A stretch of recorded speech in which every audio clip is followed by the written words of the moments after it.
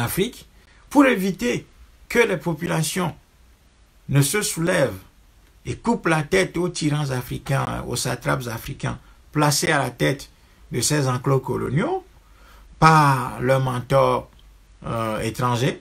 Qu'est-ce qui va se passer? On va imposer un mouvement de constitutionnalisation à ces enclos.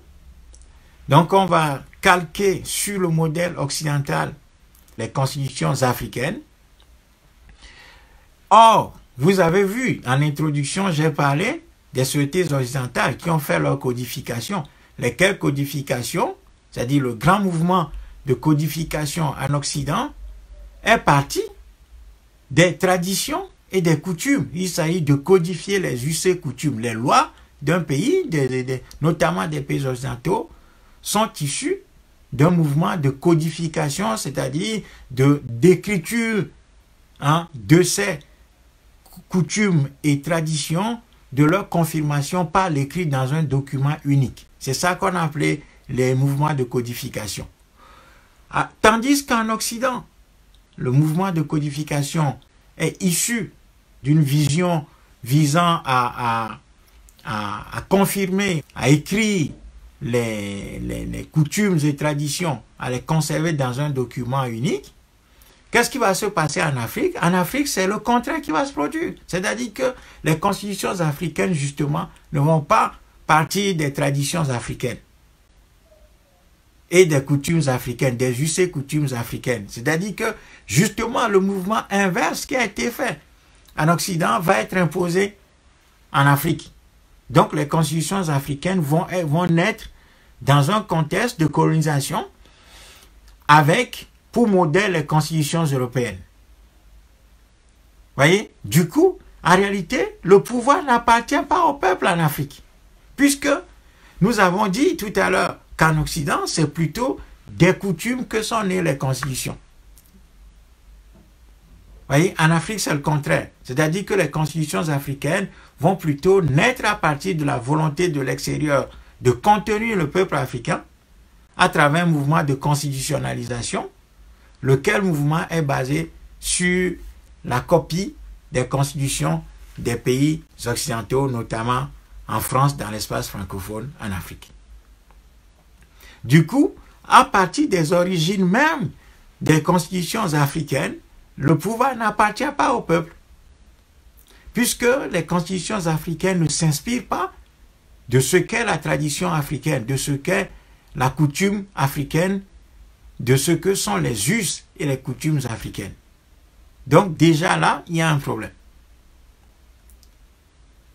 Et il suffit de voir comment les constitutions africaines fonctionnent pour voir que ces constitutions ne sont pas du tout issues de la matrice africaine, de la cosmogonie africaine, de la vision africaine de percevoir le pouvoir et son exercice.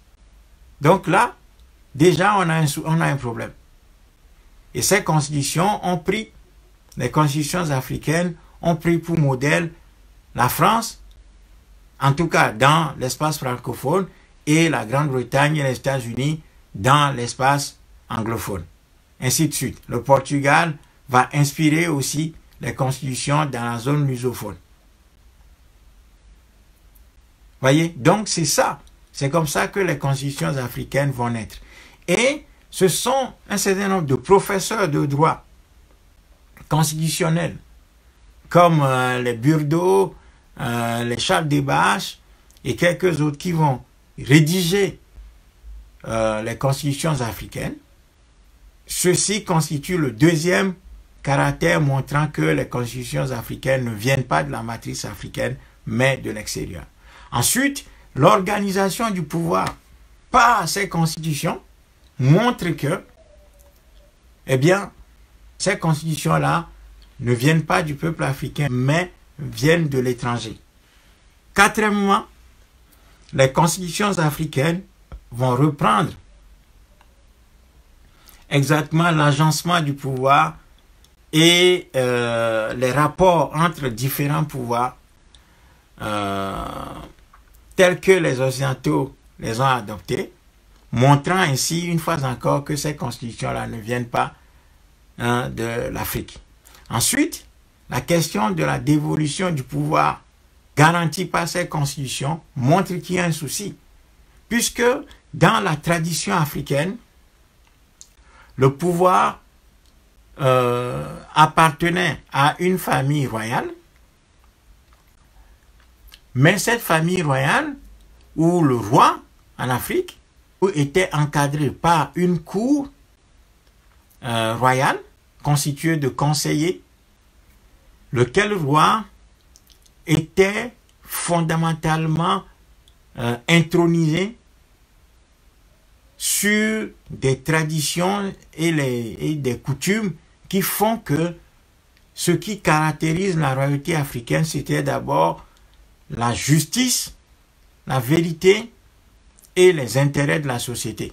Donc le roi africain était en connexion directe avec les ancêtres pour ses contemporains, c'est-à-dire pour ses sujets, et ensuite pour les descendants de ces sujets.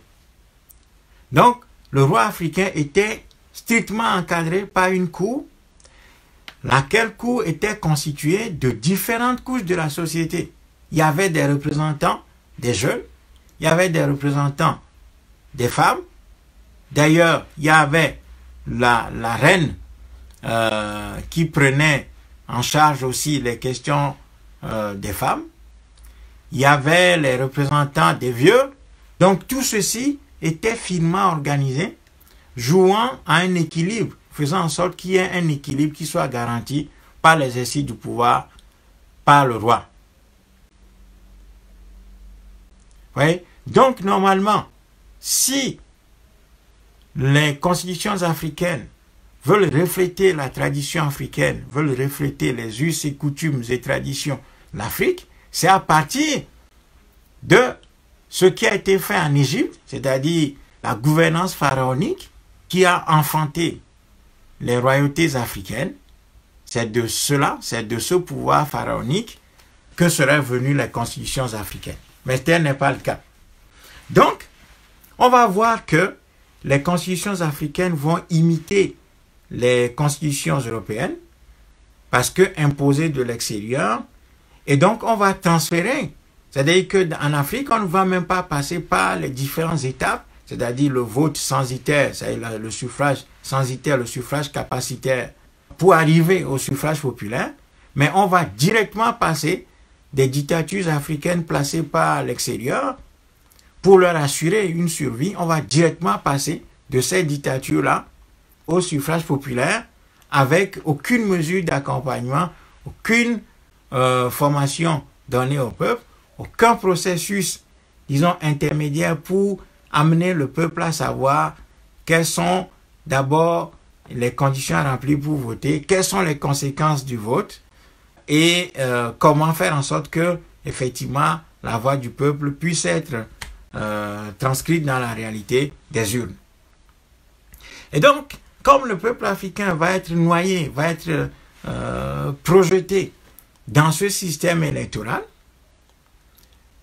ben, évidemment, les Africains vont voter régulièrement et dans un sens donné.